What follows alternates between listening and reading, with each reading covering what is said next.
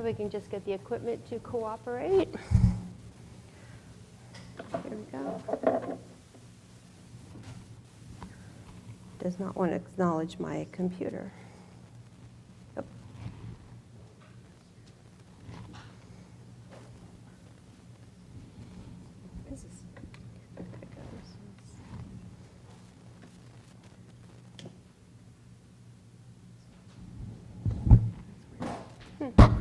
We tested this, of course, before, and it never. Yeah, we did test it. It came right up. Okay. Yeah, thinking about it.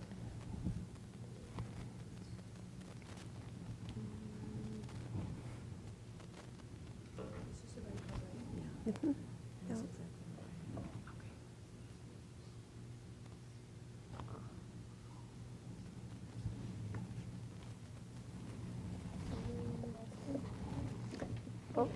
Oh, there we go. Yay! Okay, you just got to touch everything. Sometimes they just want to be touched. And I want to thank everyone for staying for the coach talk. My name is Priscilla Lewis. As Jerry said, I'm the coach program manager. I've been with Jerry 22 years this coming June, and it's been such a pleasure to be part of this program and to be invited to come give this talk today. So those that were here, you saw yesterday Jerry's science talk. Today you got to see her service as the Undersecretary of Science and Innovation. Today you're going to get to see Coach. Coach was started in 1997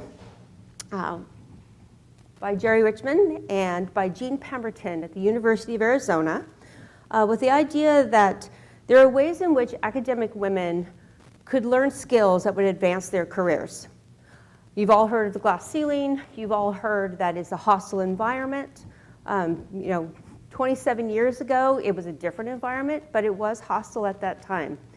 And there are skills and there are ways, because I'm a business major, and so we learn business skills, we learn how to maneuver in the business environment. In chemistry, in the sciences, they don't teach you to negotiate. They don't tell you that you're able to have communication skills that will help you advance your career. So Jerry and Jean Pemberton got together and they formed a board. They have a coach advisory board, and then they set out to find facilitators who wanted to present skills that they found that were important and really portrayed the values of what Coach wanted to be. So we have, you see, we began offering workshops in 1999. We got together in 97. By 2002, we started going international. We started giving them more to engineering and physics. So the name is Coach. It started out as a committee on the advancement of women chemists. But since that time, we've advanced past chemistry, and we work with engineering, we work with physics, we work with computer science, geoscientists, astrophysicists. We work with all the natural sciences and the physical sciences now, and we've offered these workshops for men and women. We also moved a couple years into going just past senior women chemists, which is where we started. And now we have programs that we worked with associate professors, assistant professors, and then a couple years later we went to postdocs and eventually graduate students. And we've been doing graduate student workshops for a number of years now.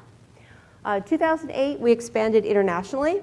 Our first trip was overseas to Spain to offer a workshop, and since then we've had these really robust programs, and I'll talk a little bit more about that in a minute. In our advisory board right now, we have a team of 16 women in chemistry, physics, chemical biology, astrophysics, and industry.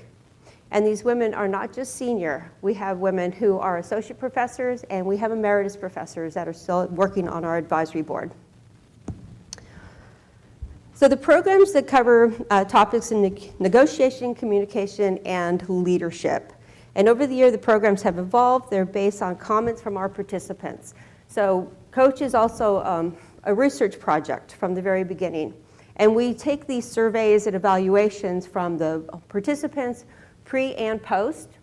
And so we've gone through and we listen to what is being said. You know, what are the skills that you need? What are the challenges? Where are there areas in which Coach could help to advance? And so we've developed these programs based upon those comments. So let's talk a little bit about the research.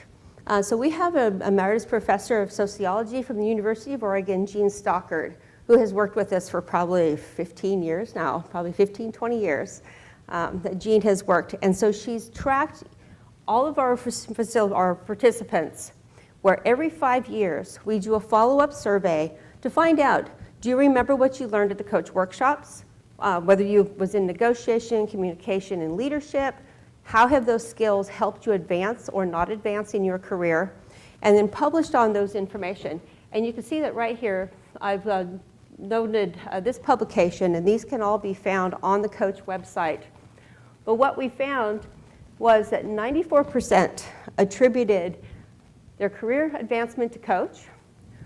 91% actually felt like they were more in control of their careers, that they had the ability to negotiate, that they had the ability to feel like there was things that they could do for themselves and for their graduate students and for their postdocs and for their departments that could actually help advance their research. We have 83% credited coach in reducing their personal stress. And as one of our facilitators used to say, that's always a great skill, even at family dinners. And over 90% have mentored others in the skills that they learned. And that's the broader impact. That's where we have seen the expansion of the coach skills. Because when you teach someone how to do something, to do a skill, as you know in research, and you're able to teach that to someone else, and you're able to pass down those abilities, you are making things easier for everyone. Because now, as you're learning and training others in these soft skills, then you can start to see people make real progress in what they need to do and where they can take their advancement. And I wanted to point out in this picture, what we have here, these are our original coach facilitators. They worked in teams of 2. This is Lee Warren. She's an educator at the Derek Bach Center at Harvard, and they're all retired now, unfortunately. They've all moved on to living a retired life. Jane Tucker, she worked in human development at Duke University. Nancy Hofak, she's a director of theater at Harvard University. And Barbara Butterfield, she worked in human ed at University of Michigan, Stanford University, and many other universities. And you'll kind of figure out into play once we talk a little bit more about negotiation and communication, how these women have really affected the way that we've built our programs. So this is taken from the coach website. This is just a sample of some of the workshops that we offer that's available out there that we can bring to graduate student groups, to faculty groups, different organizations, meetings, and we can do these both in person and virtually. And here's the rest of them. There's enough on there to get through all these workshops that we do. And you can go to the coach website. We'll send a link on there if you're interested in finding out more about this and how we present. So as I mentioned before, we went international in 2008. Here's a list of all the countries that we've been to. Mostly Jerry's been to most of these. I've had the great benefit of being able to go to many of these as well and to organize these workshops. As being the coach program manager, my role is to organize. And so contracts, travel, invitations, putting together hotels, putting together these workshops, getting the participants there and being that contact person. So if you have questions or if anyone's interested in workshops, I'm your contact. And if the list seems kind of long, here's a different perspective for you. You can see across the world where we've gone and offered the workshops. We did a number of them in Latin America a few years ago for Elsevier Foundation. We went to working with women in geology on that one, doing tectonics and earthquakes, wind events that happen in Latin America. Africa is one of our most current ones. We've been very active in Africa. In fact, we're going to be going back to Kigali, Rwanda in July. I was just in Kigali working with a Canadian Institute of Research to do a workshop there. And we were in Senegal a few years ago doing coach workshops. Singapore, those are just our most recent ones. And so, but we're still active in that field and being able to bring those workshops. Many of the workshops that we do in the Africa involve networking. Something else, a workshop that we've developed, and you find that the networking of the women in Africa has become really beneficial because, again, we've done the follow-up surveys with them, we've done the follow-up research, and how has that affected their careers? And being able to bring all those African nations together. And we have a book project that has actually been formed out of the workshops that we did in Stockholm. We took African women to Stockholm to a water conference. And so to see those networks keep continuing and to see that book project, flourishing and being ready to be published has just been real beneficial. It's been a real joy to be able to work with them and do that. So what about coach workshops? What is it that we have to offer? Well, let's take a quick look. I thought I'd give us a moment and let's do a little bit of discussion on negotiation. So who in here likes to negotiate? Who in here really hates to negotiate?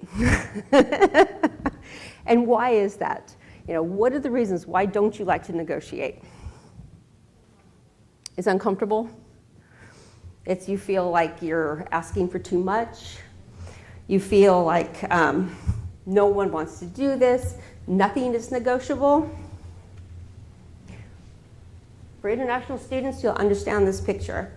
So this is a photograph that is brought from one of our board members and facilitators. She's Emeritus Associate Dean, or actually Dean of Graduate Students at Michigan Tech University, Pushpa Murthy, who's from India.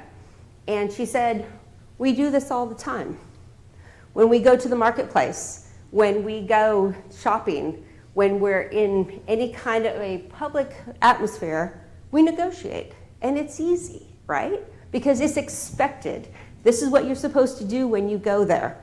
So what makes it different when you have to negotiate for your career, right? What is the things that prevent you from being able to take it from this to being able to do this professionally? And these are some of the reasons that we've collected through our data. It'll ruin my relationship. I won't get what I want anyways. I will negatively affect a promotion. It might look like a narcissist and a team player. These are real answers that we've gotten from graduate students and from faculty. It's too stressful and nothing is negotiable. And I'm sure there's a lot of other reasons. I have sat through hundreds of these workshops. I've sat through and I've listened to the communication, I've listened to the negotiation, I've heard the skills, I've heard the comments, I've heard everything. Do I like to negotiate? Oh no, Am I good at it? No, not really. Am I willing to do it? Every time. I will always dive into a negotiation because what is a negotiation? It's a conversation. It's just a conversation. You just have to remember, what we want to do is reach an agreement. What I'm trying to do is I'm doing research.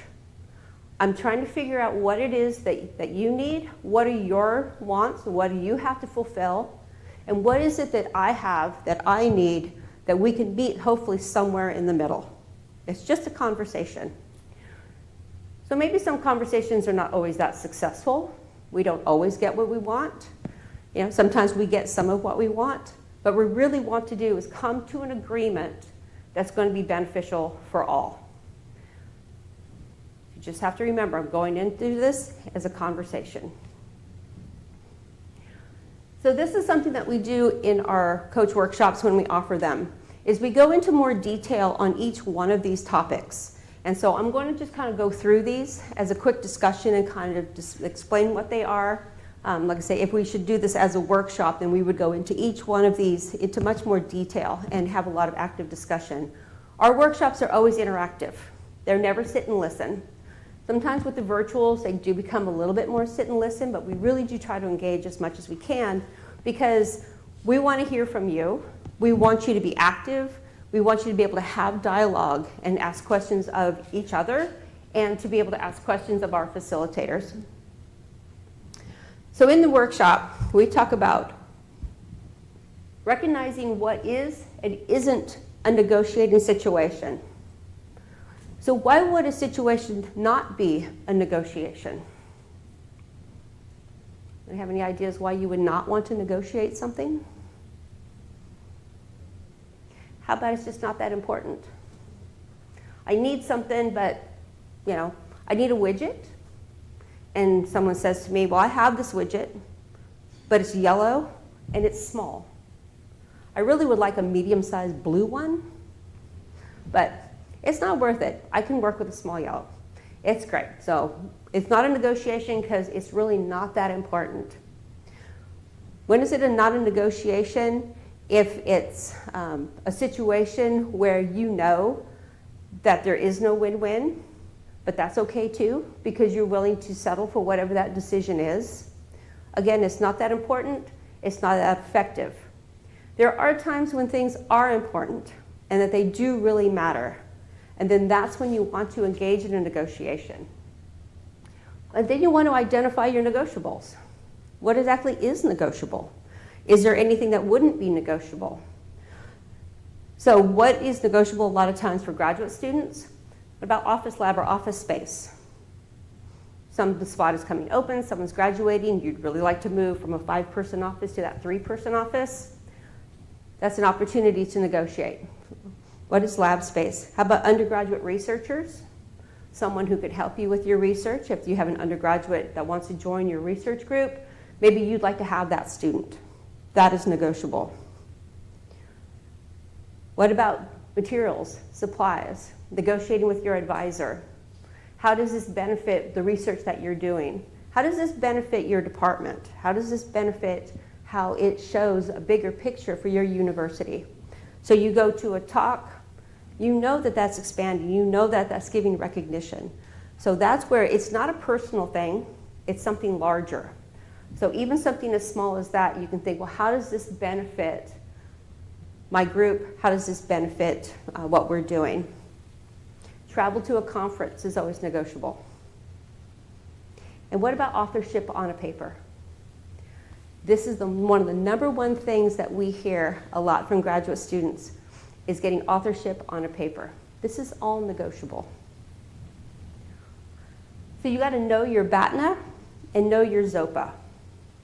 So who knows what a BATNA and a ZOPA is? A BATNA is the best alternative to a negotiated agreement. Your BATNA essentially is, what is your bottom line? What are you willing to accept? If I can't have X, will I accept Y?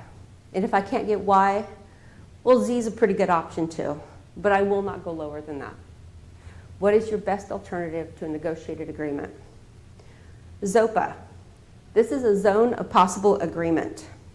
This is a reasonable upper and a reasonable lower limit. And you can set those zones, and you know what those are because you understand the importance of data. And as researchers, that's what you do. You understand the data, you know how to find the data, you find out what's important, and then you set those zones based upon that information and what you're willing to accept based on those informations. You also use that data on how you go into a negotiation. So we also talk about identifying your negotiating style, whether you know you have one or not. Are you an avoider or are you a collaborator? Are you competitive or are you aggressive? There's different styles that we talk about. Myself, I'm actually an avoider. We've done a lot of the survey tests, and being an avoider is not beneficial to my position because I have to deal with contracts and hotels, banquet staffs, participants. There's a lot of negotiating that goes on behind the scenes with what I do with organizing. So being an avoider is the worst thing I could be. So it's fairly uncomfortable for me at most times. But someone told me one time, in fact, one of our facilitators said, do something that scares you every day. Well, I get scared every time I go into a workshop, and it's just fine. Unless you see me panic, nobody else has to panic, and I will never panic. So again, we talk about the importance of data. We know that one. As researchers, you all understand that well. And you know that a lot of that data is public, and a lot of times it's just the fact that you're talking to people. You can ask other people questions. You can go outside of your department. You can talk to the grad students. You can talk to anyone. Collect as much data as you need to answer the questions and find out where you can start as a negotiation and what you need to have to get the best deal that you can negotiate. And use good listening skills. A lot of times with this, when you're in a negotiation, what you want to do is, if you're not understanding, paraphrase it back. I think I understood you to say this. Are we on the same page? Yes. Okay, wonderful. When you leave a meeting, write it in an email. Thank you for meeting with me. From what I understand, this is what we have come to. Thank you very much. It's in writing. You want to make sure you get it in writing. But always use good listening skills to make sure that when you leave, you have a clear picture of what was agreed upon or where that conversation is going if you're still negotiating. And I love this one. Be ready for some theater. This was brought to us by Nancy Hofek, the theater professor, because it is theater. It's a 10-act play. If we go into a negotiation and I'm sitting down with Jerry and we're talking about things and it's like, we just can't come to an agreement, and she's telling me things and I said, well, I'm not sure about that. Let me think about this and I'll get back to you. And I break that negotiation. So then we set another meeting. I go out and I do some research and I make sure I know what I'm talking about and what she's asking of me. And I say, okay, let's meet again. And we sit down and we meet again. Sometimes it might be 2 meetings, 3 meetings, 4 meetings, whatever it takes. Just know that you can break a negotiation when you have to, get more data, and come back. Because you want to make this beneficial for both parties. And in being ready for theater, there's a lot of tactics that people use when you're negotiating. Some tactics are just stubbornness. I don't want to hear about this. I don't want to know. Some tactics are, yes, tell me everything. Tell me everything you need to know from me. One thing I learned in business school, if you want to get information from someone, stop talking. People don't like uncomfortable silences. So a lot of times if someone's talking, you just stop talking and start listening. And if they do that to you, be aware that they're doing that to you. So if you're talking and all of a sudden you realize that you're talking and talking and the other person is looking at you, learn to stop. Ask questions. Just stop and ask a question. Be prepared with questions. These are all tactics that you can learn on how to negotiate and how to advance your careers. Some of the other things that we talk about with the theater is body language and communication. So many times if you're in a situation where I'm standing here like this and I'm talking to you like this, what am I telling you? Am I uncomfortable? Am I starting to drop my voice? Am I not looking like I'm a real friendly person? Or do I relax? Let your arms down. Be friendly. Smile. We smile a lot. Even if you're on a phone interview, a Zoom interview, any kind of a situation, even if someone can't see you, smile. It changes the tone of your voice. It relaxes your body, and it helps you to move advance and feel more confident. There was an article that came out a number of years ago. I will think of her name, but she talked about a power pose. And we talked about before you go into negotiations, sometimes you got to loosen up, and you want to just take your space. Especially, I'm going to say this mostly for a lot of women that we find this for, and for some international students especially. You don't take your space. Stretch. Take a pose. Stand for a minute. And feel like that confidence. Get that confidence up. Because again, these are all things that you can do. And speak from the diaphragm. Speak from down here. You don't want to speak from up here. And these are just things you can do as a really quick conversation, even as you're going in that door. Shake it off. And you'll find that you feel so much better and so much more confident and so much more relaxed than going into this. So, last thing we say, this came from Mary Sue Coleman at the University of Michigan, which is where Barbara Butterfield was working at the time. They presented their workshop on negotiation, not knowing that she was there. And at the end of it, she stood up and she said, just remember, be relentlessly pleasant. It's good for everyone. Okay, I want to thank everybody. If you've learned anything from me today, if you have any questions, please ask Jerry and I both. Jerry actually still gives these workshops. This is my first time having to present this information, but if you have questions about negotiation, if you want to discuss any negotiating situations, we are open and willing to talk.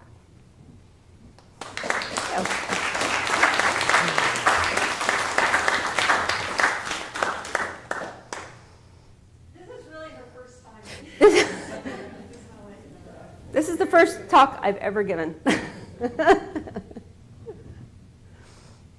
everybody's ready to go. Yep, we have a question back here. So concerning the workshops you spoke about, so is there a way for us to access those workshops? Because there's always a thing of reading about how to negotiate, how to talk, and all of that, but in practice it's always different from principle. So experiencing these things and seeing how it plays out in real time is very informative and educative on how you can even mimic it. So yes.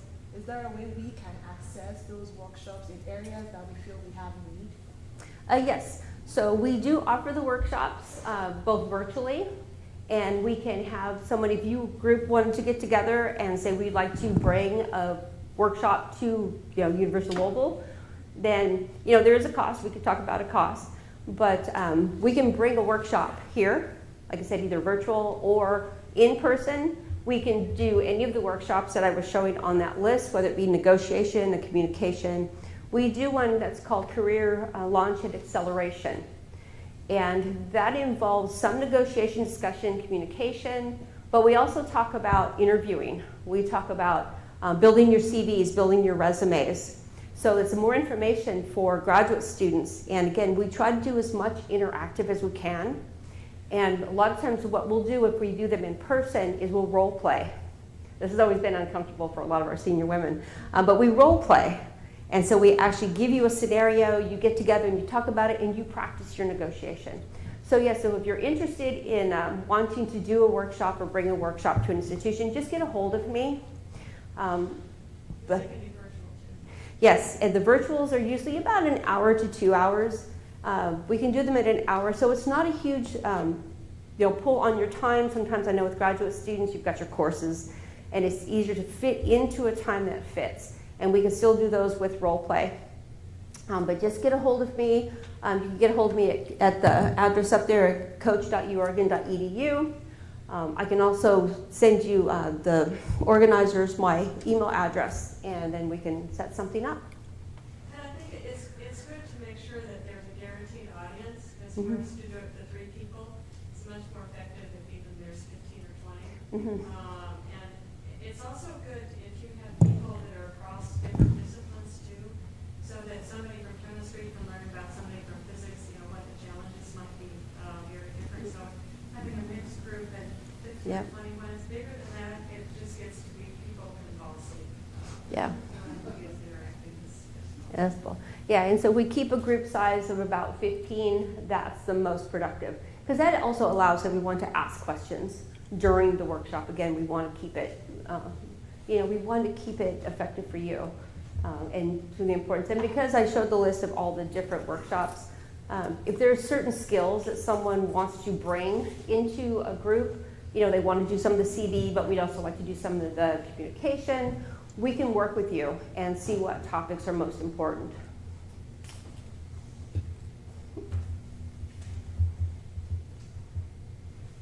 Yes? I didn't get a chance to see all the different workshops to take them on, but it's that question.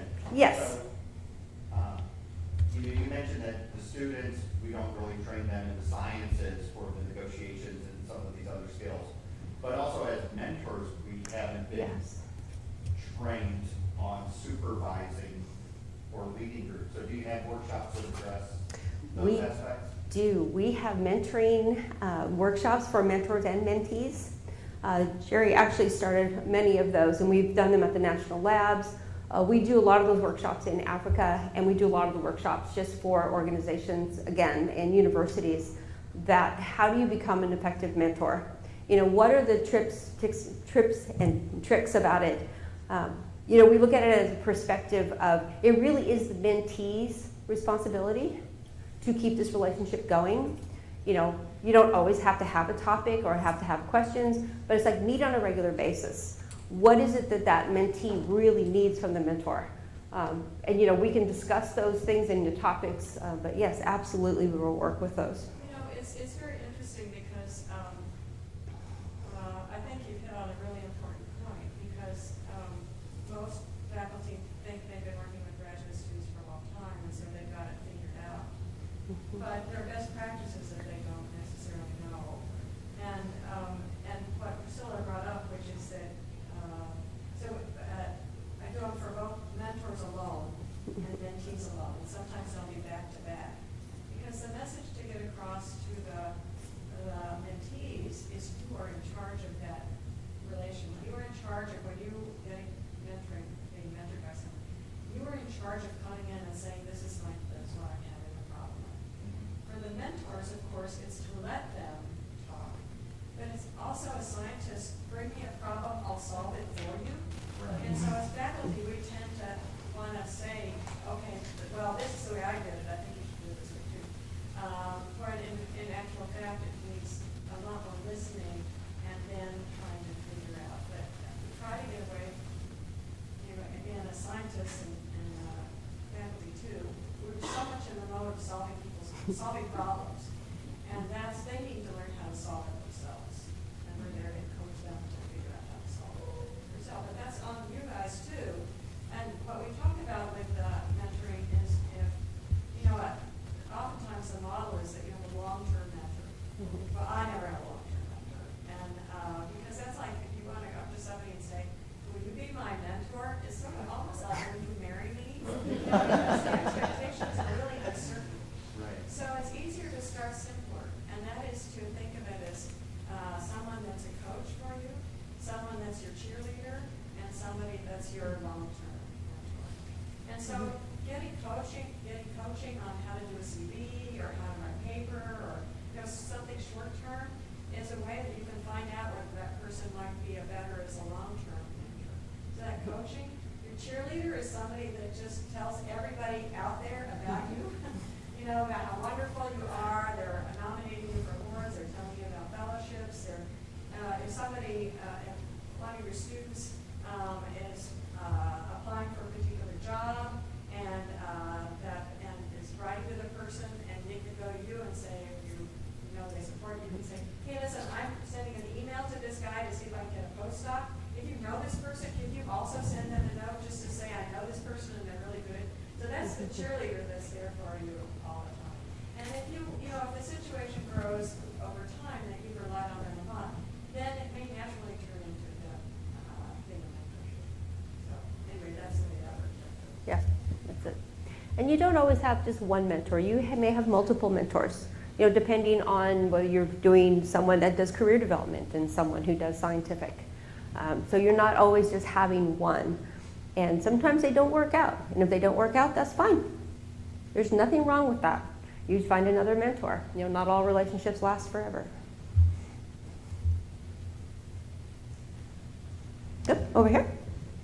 Do you think negotiations rely on trust? I think that negotiations do rely on trust. Because you like to think that the other person is being honest with you and that they are looking out for their best interests as well as theirs. Even if you're negotiating with someone in a department head, they have to do what's best for their department, and they have a certain budget they have to work with, and you're trusting that they are, in good faith, that they are negotiating on the level with you. But I think that also this idea of a coach and having somebody be a coach for you or somebody be a sponsor for you is a way that you figure out whether to trust them or they trust you. Because you don't just, when you meet somebody, you don't automatically know that you trust them. I mean, that's right. So it takes time to build that trust, but that means that you have to be honest as you hope they're honest too. Because once that trust is broken, you're never going to get that. It's going to be hard to get that. So look at trust as this very special thing that if you build a trust with someone, that it's going to last a lifetime. But treat it as a special thing. Because if you do something that breaks that trust, it's not good. It's hard to get that. And what? Oh, one more question. So concerning the surveys that you said you passed out like a couple of years after a couple people had engaged in the workshop, and I saw that there was over a 90 percentile of people who said that they attributed their career success to the coach program. Yes. I'm thinking, is that in terms of making, like decision making on what career path to go? Because in all honesty, a lot of graduate students, when you ask the question after graduate school, what next? A lot of us are discombobulated because we don't even know what direction we're intending to go in. So is it that in this workshop there is sort of built in an infrastructure to kind of give you that like clarity on, okay, like what direction you can go to? Maybe because I know you spoke about different disciplines coming together. So based on those differences, because sometimes if you're in the same circle with the same people, you assume that all of you are going in the same direction. And tying to what Dr. Grapperhouse spoke about on like that student-mentor interaction, sometimes there's the assumption with your mentor that, oh, you're also going into academia. So sometimes the conversation steers in that direction. So that sometimes because you really want to please your mentor, sometimes because you really regard them, you want to honor their decision, which now impacts your career. So is there a way that with the coach program in collaboration with the mentor and the student, somewhat, that there is a sense of like clarity on these things? We hope there's a sense of clarity. But yes, I think what it does, because before, like when we started Coach, they called it the leaky pipeline. And it's like, how do you keep women in science? How do we keep the academic enterprise alive and moving forward? And over the years, over the 27 years that Coach has existed, we now know that a lot of careers don't just go into academia, they go into science policy. They can go into industry, they can go to the national labs. It's still expanding the scientific enterprise. But we hope, like with some of the workshops, is when you start to think about what's next, and we start talking about, oh, this is what you put in a CV, this is what goes into a resume. Let's talk across lines here of, especially with our facilitators, what was your career path? What led you to where you are today? What led Jerry into government? What, brings someone to academia or national labs? And I think in having confidence in knowing on how to navigate a career, on how to look forward, on how to do your research, I think those ideas will come forward for you as you start to understand, especially with a mentor, to say, I'm really interested in science policy. It's just, I'm great in the science, but I'd really like to help advance science in government. And then that's how you find, oh, my mentor knows someone who works in this office, or I know someone who has worked with science government. AAAS fellowships. There are opportunities out there that you can do, like a AAAS fellowship for a year or 2 years, and that helps you kind of learn more about that area. And as Jerry had mentioned about the national labs, using equipment. If you think that's something that might be interesting to you, give that a try. Do informational interviews. You can reach out to people, like you said, if we have someone who knows someone in a national lab, I have a student that might be interested. Can we do an informational interview? And then use that research and your skills in how to hold a discussion and negotiation, because negotiation is more than just trying to get something. It's how do I collect information? And hopefully with those skills and that confidence that you're able to kind of go across that boundary and see, what is available other than if academia. I found one of the things I find most interesting is someone says, well, I don't want to work in academia. And then they start doing their research on what's available out there. And then they say, I think academia might be for me because these other things are not. And, and again, you find out through research that everything doesn't always work exactly as planned.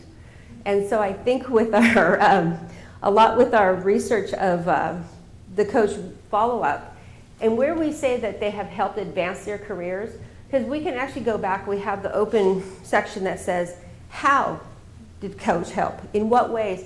And say, well, I remember this conversation that we had about trying to negotiate this deal, and we got into these leadership workshops, and this is what it looks like to be a leader, and I really don't want to be a department head now.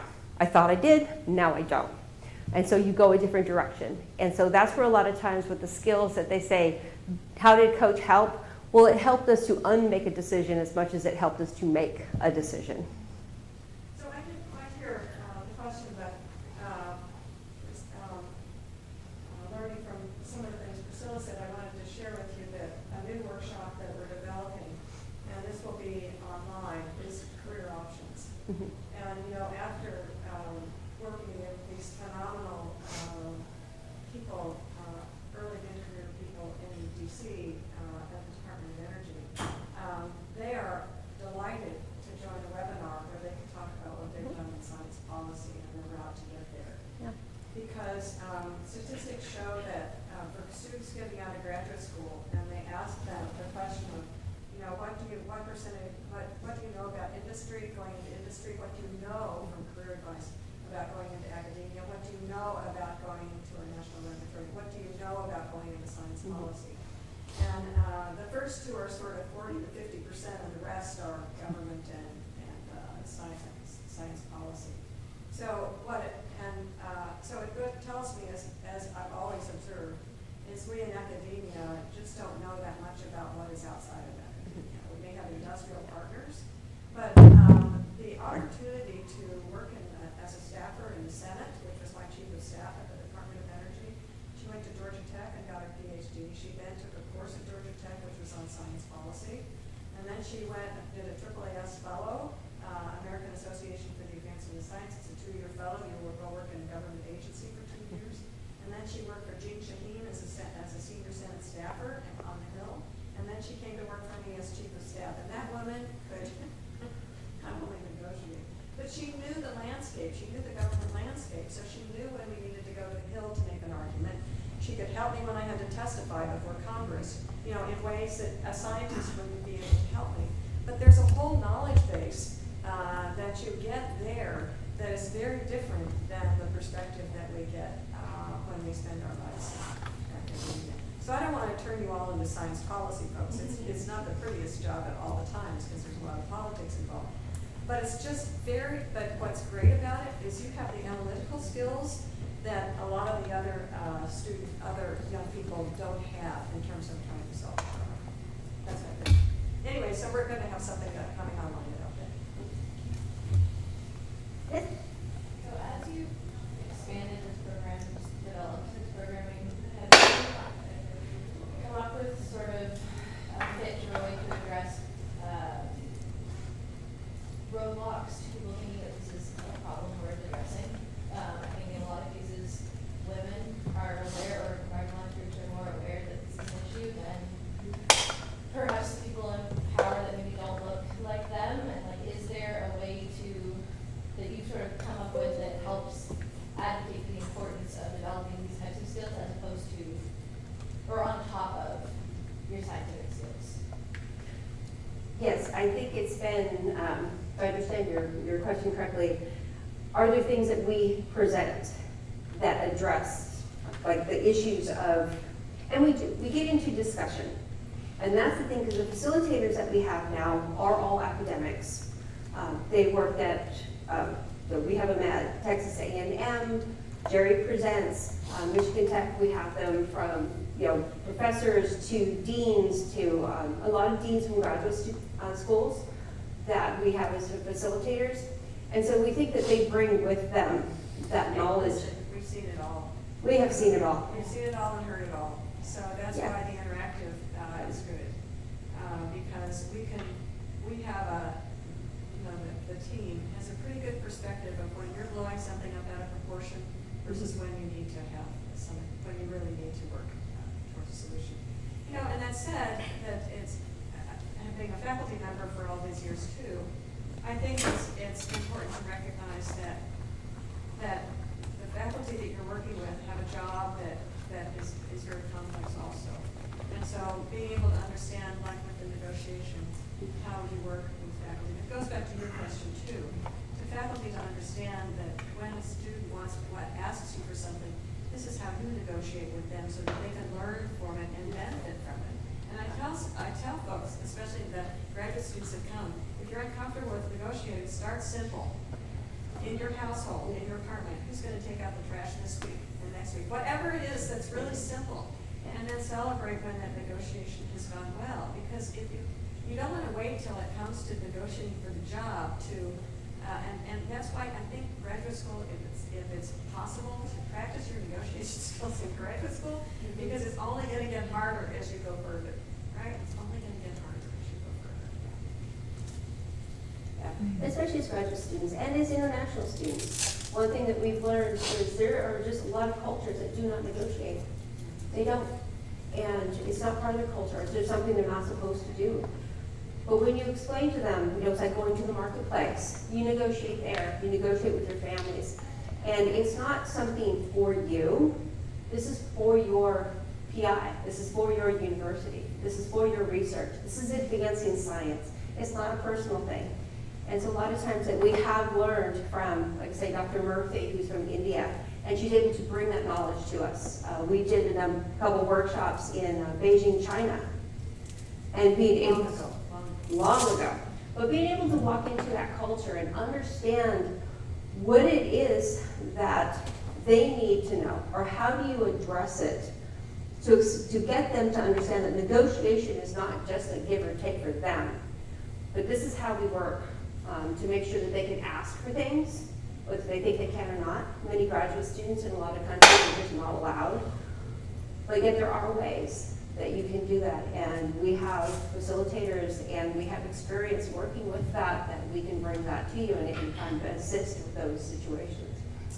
Now, for our workshops in Africa, we have Claire Mahoro, who is Associate Provost at Towson University, who's from Kenya.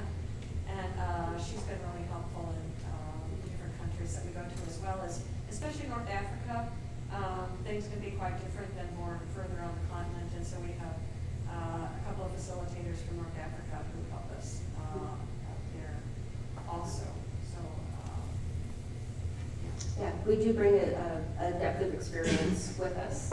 And if we're in a situation where we think that we need more answers to our questions, we're not afraid to go out and reach our networks and reach out to our contacts and ask the same questions. So I have to say, for this many years, I've been researching with graduate students. The graduate students there have been several times where graduate students have come up to me and they said, "This is my data." I had said, "I think let's prove, we've got a lot of data, let's prove that this is the case, because I think we're pretty close." And for several times, different graduate students have come up and said, "Dr. Richmond, I think the data is going in another direction. I don't really think what your hypothesis is actually correct. And this is what I found." And I'll say, "I don't know, because I was kind of set in my way. This is the case." And they convinced me that I was wrong and they were right. And that actually led to some of the coolest discoveries that we made in my laboratory, which includes some of the work on the oil-water interfaces with regards to water bonding to the organic.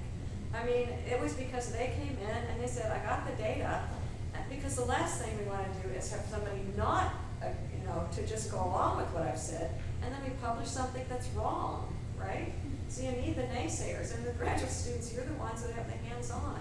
So think about the fact that you want to make sure that you're representing your data with your advisor the best way that you can, because you are protecting them and you are protecting yourself if you've done the data and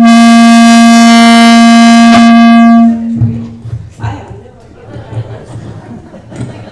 Sorry about that. we have a train coming right through. Anyway, so keep that in mind too, that you know your project oftentimes better than even your advisor does. So it's important to keep that in mind too in the negotiation. Okay. You guys are great. Great questions. Yes, great questions. Thank you for being with us.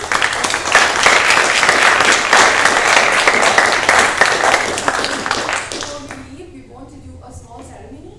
But first of all, I would like to thank Priscilla for taking some time for such an inspiring talk.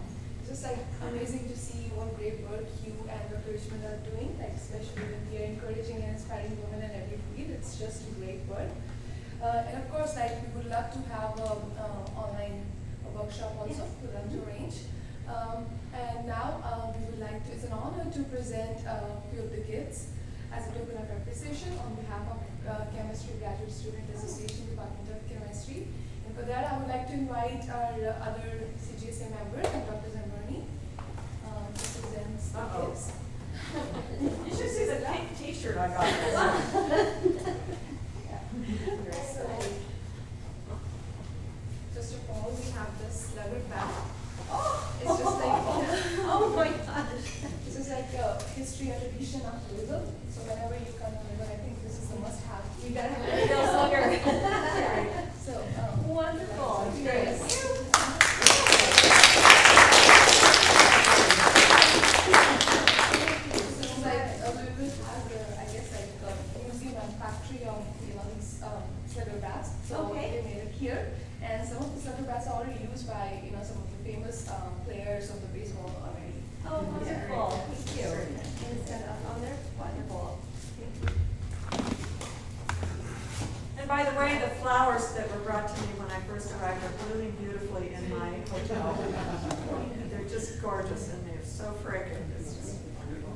I would like Dr. Zambrani to present this coat frame to you. Yes, so it says 45th Annual Derby Lecture Series. There's your name on there. Oh, And wonderful. the coach award. Oh, that's For the coach perfect. talk, so Thank you very so much much. for coming Thank and you. being with us. Thank It's you. been a real pleasure. I can be